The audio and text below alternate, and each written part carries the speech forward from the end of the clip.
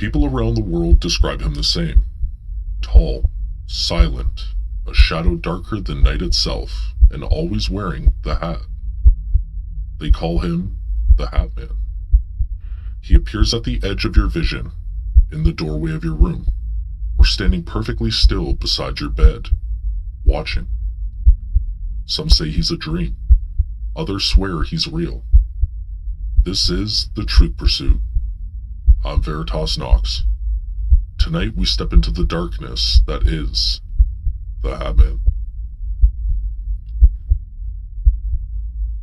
In the world of supernatural experiences, details often vary, but with the Hat Man, the reports stay eerily consistent. One of the most widely shared modern accounts comes from a woman in San Diego. It was just after 3 a.m. She was awake, not dreaming, not drifting, awake. And at the foot of her bed stood a figure, tall, perfectly still, a wide-brimmed hat casting a shadow over a face she couldn't see. She screamed. Her husband bolted upright, and according to her, he saw too. Before either could move, the figure turned, glided toward the wall, and passed straight through it. Now, stories like this are subjective, personal, but they're not isolated. Thousands of people from different countries, different cultures, different decades describe the same silhouette. A man-shaped shadow, a hat, an overwhelming feeling of dread. Some see him only once. Others say he visits repeatedly, always watching, never speaking. The consistency raises a question. How do so many unrelated people see the same figure? There are three major explanations, one scientific, one psychological, and one unexplained.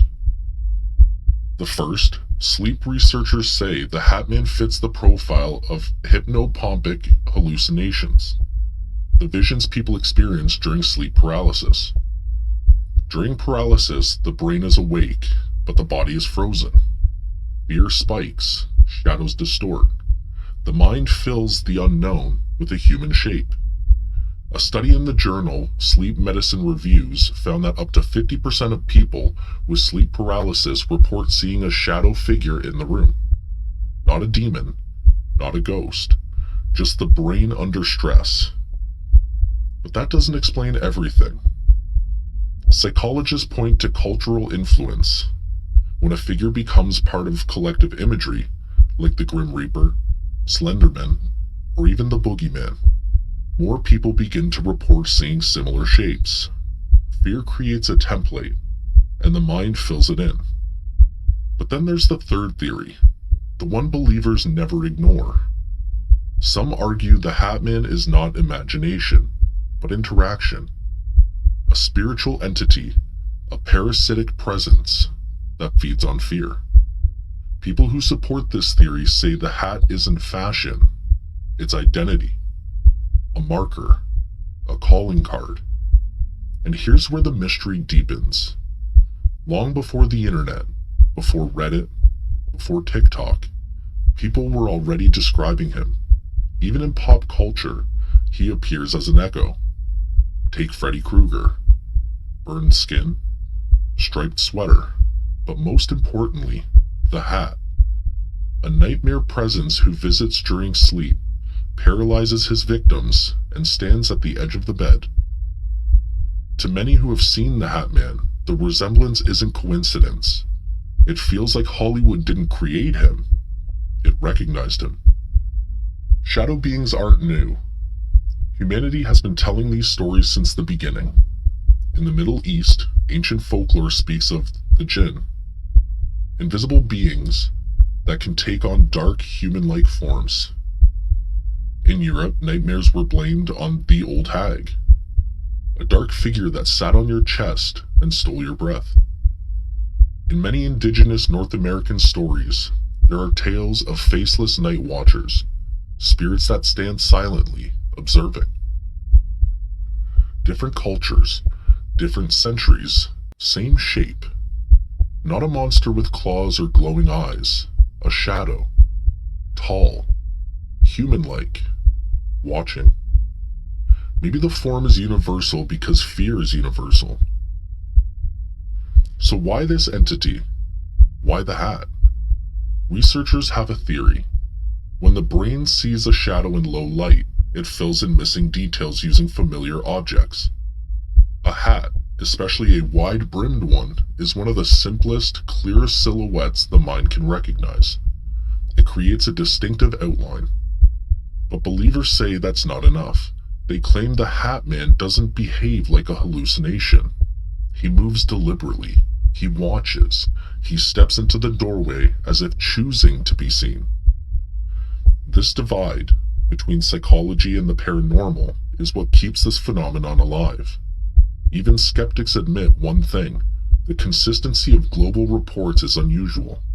When you have children in rural India, adults in Canada, soldiers in Afghanistan, and nurses in London all describing the same figure, that raises questions. In the last decade, reports of the Hat Man skyrocketed, with mentions on online forums, support groups, TikTok confessions, documentaries, and podcasts. You've just encountered a shadow person. Now this one was pretty benign, but there are some shadow people sightings that are more intense, more real. These encounters can be traumatic and in some cases, violent. I should know because it happened to me.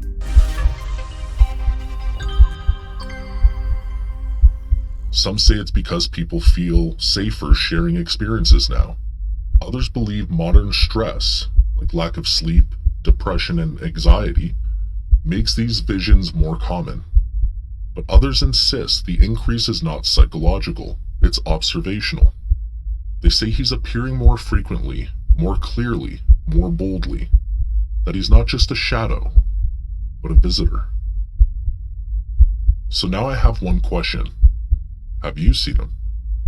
The figure in the doorway, the hat, the silence, the weight in the room that feels like it's watching you.